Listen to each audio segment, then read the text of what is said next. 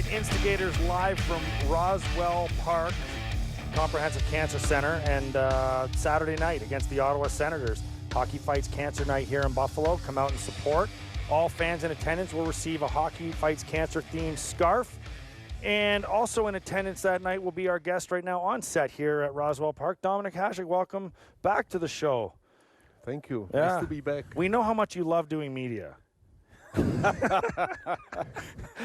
Hey? I don't It was care. your favorite part when you played, wasn't it? You have to sort of deal with it, Of course, I like more, to stop the puck. However, after, what? It was different when I came to Buffalo in 93, 92. Don't remember exactly. But it changed. But still, the life is different right now with the Instagram and Twitter and Facebook and I don't know what else. It's definitely the dealing for the players with all the media is a little bit different than in 90s and 2000. Well, now everybody has a voice. You can hear all the criticisms from outside of every goal that you let in every game, all one goal every game that you let in. People will be like, "How did he not have that one?" You're right. You could hear it at the ring. When you gave up, you could hear 15,000 people to boo you.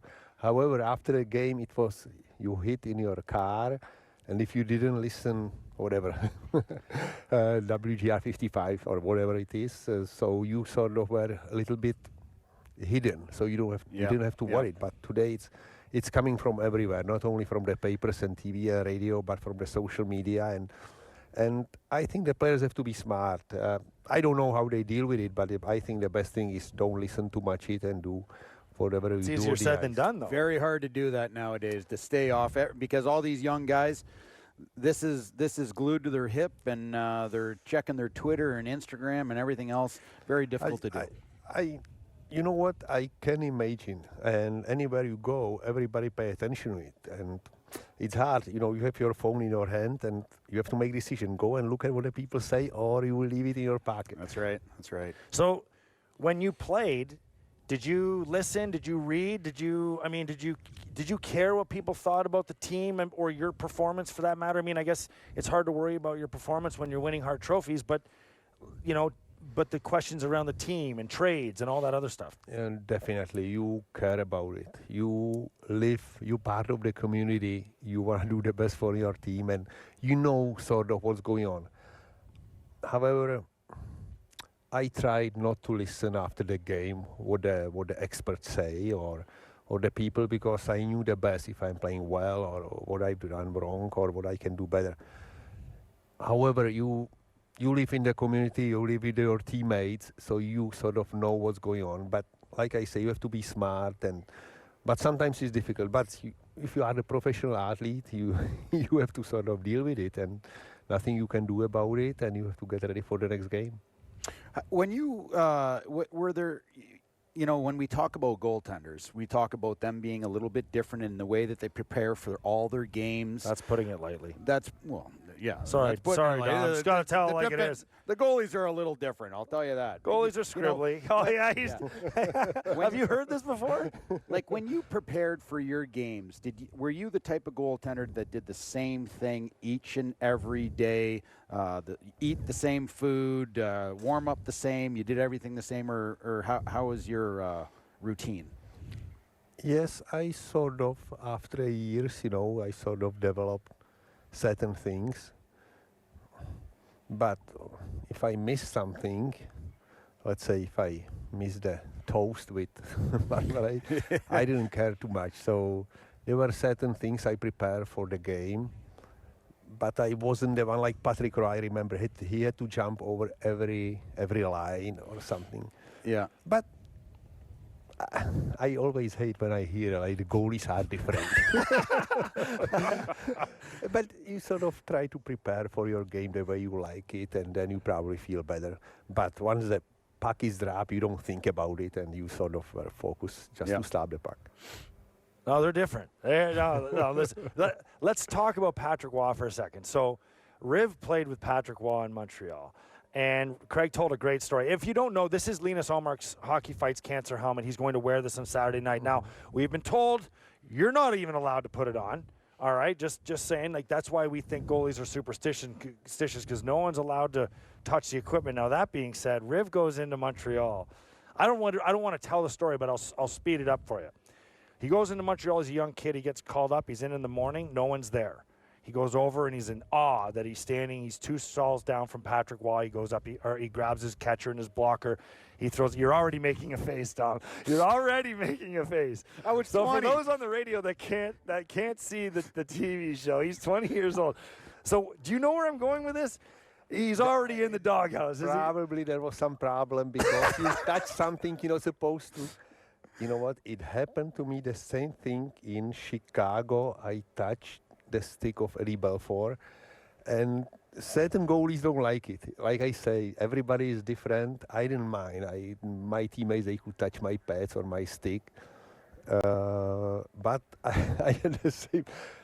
I don't know if the players or goalies in United States or North America are more superstitious, but I had the same experience with Eddie Belfour in Chicago. Only the difference was I had no idea what he's telling to me because I didn't speak English at that time. But I found out later that he doesn't like. I sort of felt it, but I didn't understand what he said. So I said, okay. So what did you do? What did you do that pissed him off? I touched his stick, I touched his stick. I was looking at the curve, and he was like, don't do it. Don't do it. Flexing it. And yeah. Well, so Riv goes in, he grabs the blocker catcher, he throws on the helmet, and he's doing phantom catches. I was 20 years old. I was like a fan. I watched Montreal Canadiens and Patrick Waugh, and I mean, to be standing in front of his stall and seeing his helmet and gloves, blocker and glove, I just couldn't believe it. And I ended up, there was no one in there, so I put it on really quick, and I put the blocker and glove on, and 2 seconds later, had this voice, "Do you like it?" And I turn around, it's Patrick Waugh.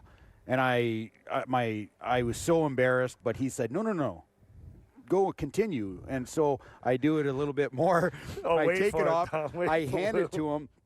He puts it down perfectly and takes like 2 minutes to place everything perfect. And then he says, "Don't ever touch my stuff again." And he walked out. And I couldn't tell you the embarrassment in that moment, but it's one of the greatest things for me as a hockey player. It's one of the greatest things I've ever. Do you feel a little better that it happened to Dom? Yes, I do. I feel so much better now that it happened to him too. I just want to ask you, what year was it? 1994.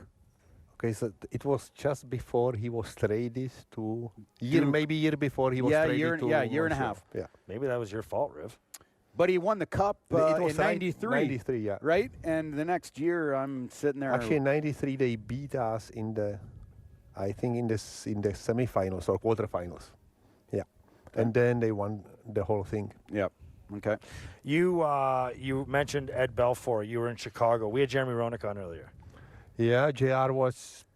No, he wasn't a rookie, but he was like 21. Yeah. Not even 22. I think he was 20 at the time, and he was the best goal scorer. He was leading forward. Him and Larmer were leading scorers, and Chris Chelios was the defense. And JR was funny guy. He was 21, but he was very excited. Always fun to be around him. That's kind of I don't think he's changed at all. Yeah. But he told a great story, though. He said, we've all seen your highlights where you guy will come down, you'll drop the stick, and you'll, do something, whatever it is. And he said that you dropped your stick in practice all the time, so Mike Keenan taped the stick to your glove. Is this true? He said that Keenan got so angry that he taped the glove to your blocker hand. After so many years, the people say something about you, and I'm not sure if they made it up or it was true. So this is something I don't remember. But with Mike Keenan, there were so many great stories. He was funny coach. It wasn't easy with him, but I think to be part of the team when Mike Keenan was the coach, it was excited for sure. And I remember one thing. Him and Daryl Sutter, and they said something my first year that I am in the net like fish on the beach or something. Fish with the sand, like I'm moving. And that was their analogy for you? Fish out of water? But fish, out of the water. And because I didn't speak English, I had no idea what is in the papers. I know there's something about me, so I didn't care. So I did my job. I didn't change anything. So I just want to let you know my beginning. The people said something about me, and I didn't care because I had no idea what they said. Well, what do you say about what we may have even talked to you about this because, I mean, would you say that you had your own style? Did you model your style after anybody? Who did you watch growing up and bringing that style to the NHL? Because there weren't goalies. I remember when you guys played Washington in the conference final. I think they beat you that year in '98. And you made a save on them. And then the next day in practice in the newspaper, Olaf Kolzig was lying on the ice with his arm out trying to impersonate what you were doing. I mean, was there a goalie that you modeled yourself after, or would you say that you had your own specific style? Or was your... First, let me say, I never had a goalie coach until I came to Buffalo with Mitch Korn. So I sort of developed my style on my own, and I didn't... I had, of course, older goalies who I admired back in Czech. You remember it was 70s. There were no satellites, no VCR, so the life was different, and I developed my style on my own just because I was more flexible, and I just started the puck the way I like it. Well, thinking of flexibility, I'll tell you a quick story. You were playing in Montreal back in the late 90s, playing against the Montreal Canadiens. There was a young defenseman that came streaking in from the point named Craig Rive. He had an open net. All I had to do was just tap it in, and it was a guaranteed goal. And you somehow dislocated your arm, reached back, didn't even look at the puck, and grabbed it. And to this day, I don't understand how it happened, because you weren't even looking where you didn't even know I was there, and you just reached back, dislocated your shoulder, and made this save. And it seemed like there's goaltenders in the league that do this once or twice or three times in their whole career. It seemed like you made these saves all the time, and it became something where this is not luck. This is actually this player making these saves and doing special things. And, you talk about the goaltending and the styles. Patrick Waugh, down butterfly. Martin Brodeur, down butterfly. And you had a different style that is so different than every other goaltender of that era. And it's hard to emulate. It's hard to be the same as what you did because it's so different. My knees were pretty flexible, more than other goalies. So Let me hold on one second. Let me just move that down. Yep.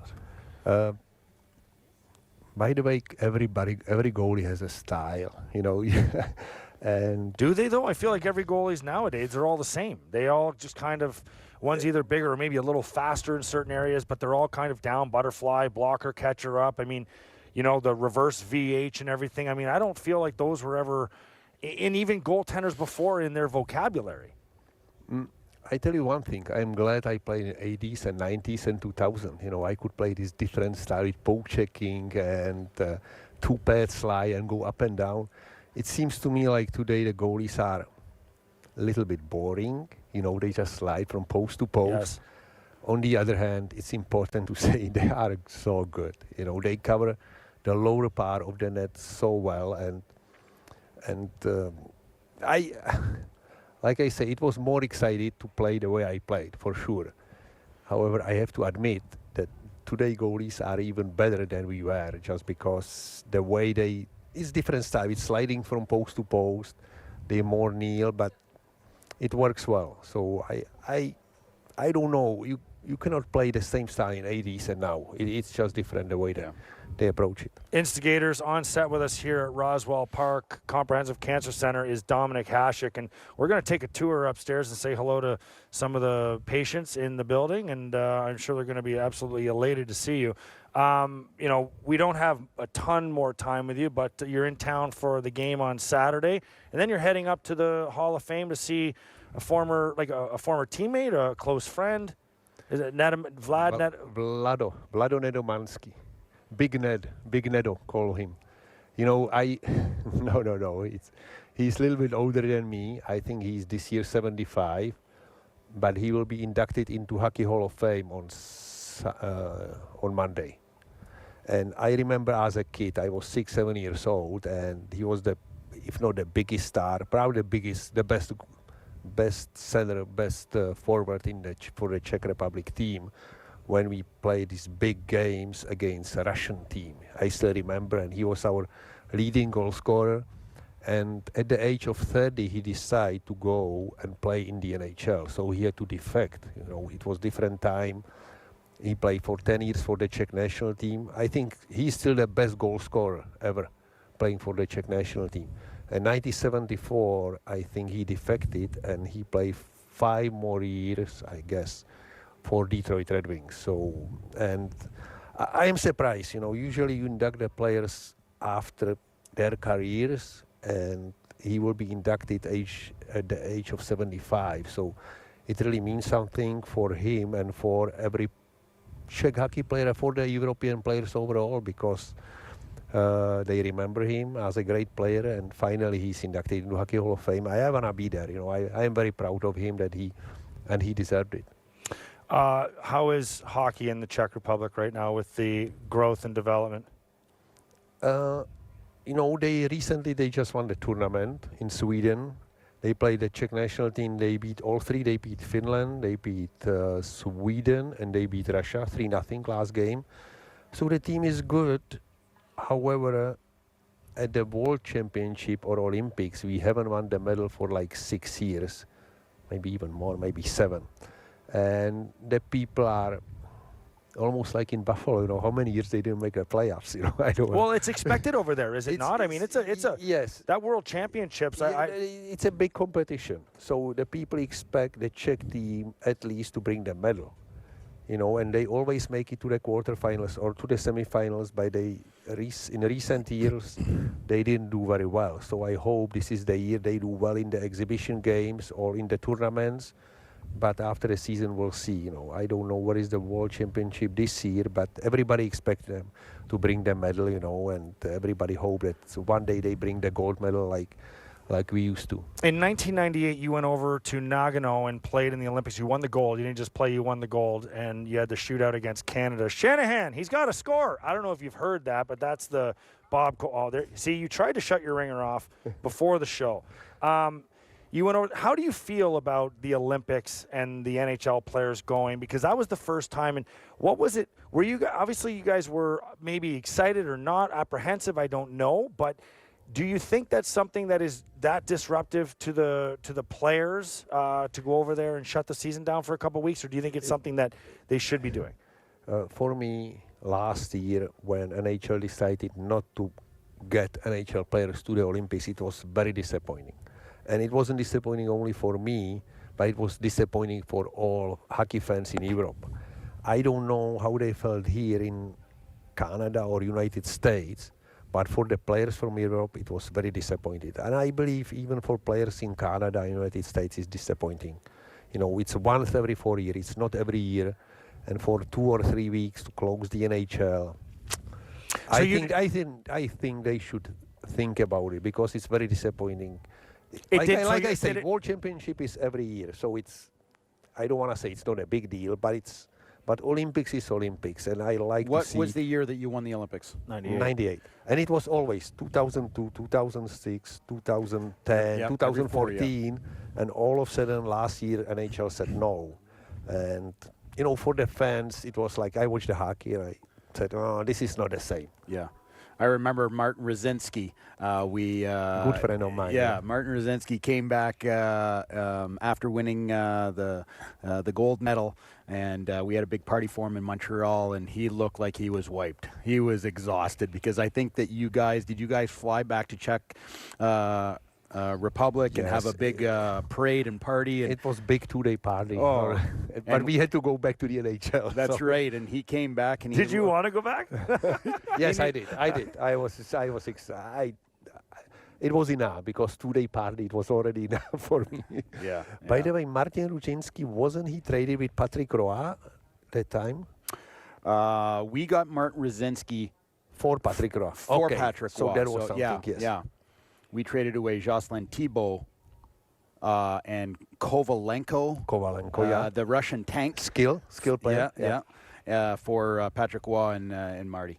So you didn't find that it was a disruption to the schedule, to you, to fatigue, your body, or anything like that? And I asked this question because, as you know, the Sabres were just over in Sweden too. So, I mean, it's like Tampa Bay and Buffalo, they come back. They have a condensed schedule now after a 2-week stint in Sweden. Of course, I understand the owners. If you have 3 or 4 players who play for the national team, Canadian or US or Czech or whoever, and you send 3-4 players to Olympic Games and one of them is coming injured, it's difficult situations. See, but you know, at that time I was 33 and I didn't feel any exhaustion. I was at that time I could 33 nowadays in the NHL is old.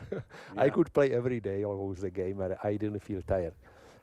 No, Olympics is a great competition, and you face the best teams in the world, and it's Olympics. It's a little bit different history of hockey. It started in 100 years ago. I don't know exactly when was the first Olympics.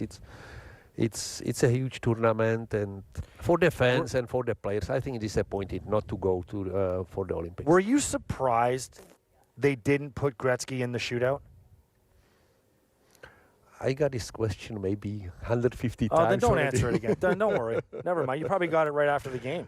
Yes, it was more surprising for the Canadians, and it was definitely surprising because they didn't score the goal. So they even asked more this question. But I think people started to think, they were like, well, you know, Hasek's got to, you know, think about the greatest goal scorer of all time coming out. Would that have even fazed you? Wayne was the best goal scorer of the time. However, you have to think, in 1998, he still was the best passer in hockey. He had like 80, 85 assists. But he scored like 20 goals. You know, so they had some players who could score 30, 40, 50 goals. So the coach decided to go with, I would say, better goal scorers at that time. Anytime you lose, you know, there's always going to be questions. They always tell him he did something wrong. Yeah. So but when I got the same question after the game, I remember I answered, no, I wasn't surprised. Here I thought it was an original question. He's never heard this one before. Who had your number? Like, is there one player that you think about in all your years thinking back? Is there one player that you're like, man, that guy had my number? You have to look at the stats, but there are some players, they score more goals, let's say. And I think it was Jaromír Jágr who scored most of the goals. I think he scored about 15 goals against me. But why, for some reason, do I feel like that number is exact? Yeah. But, you know, I tell you one thing.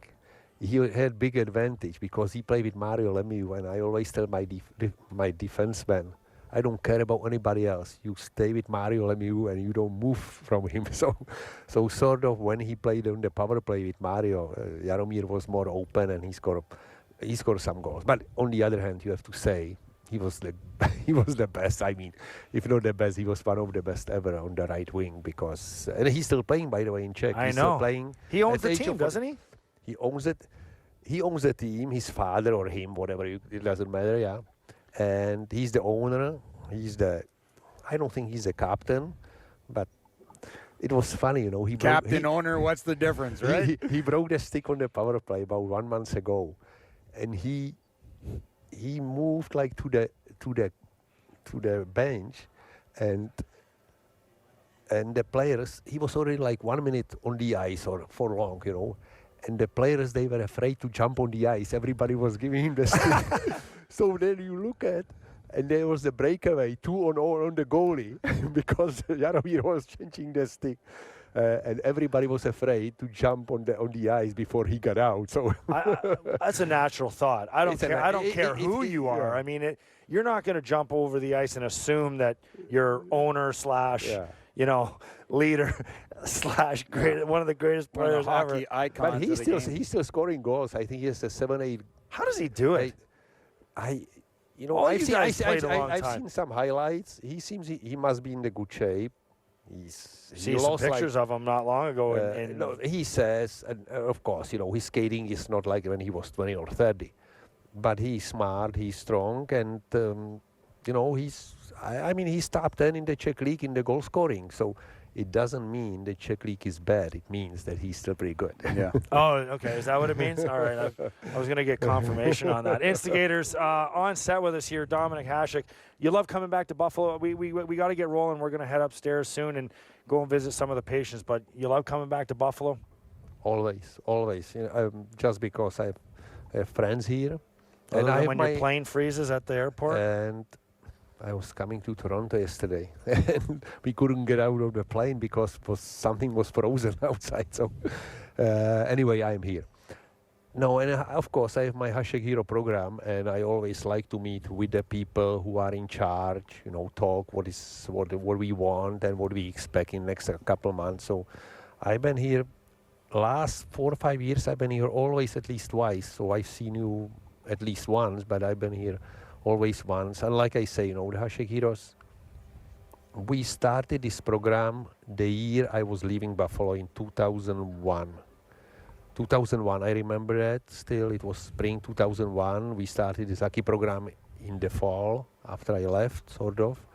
And the program is going on, and the kids, they love it. We have like 200 kids, and they go a few times a week on the ice. And I just have to say thank you to all the volunteers and all the people who are in charge and who are helping these kids play hockey. Very proud of them.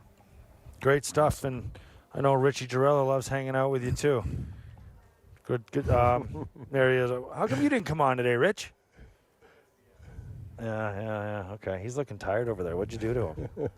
We gotta go. Dom, thank you very much for coming down. And when you're in town, please, we'd love to have you on every time. Thank you also.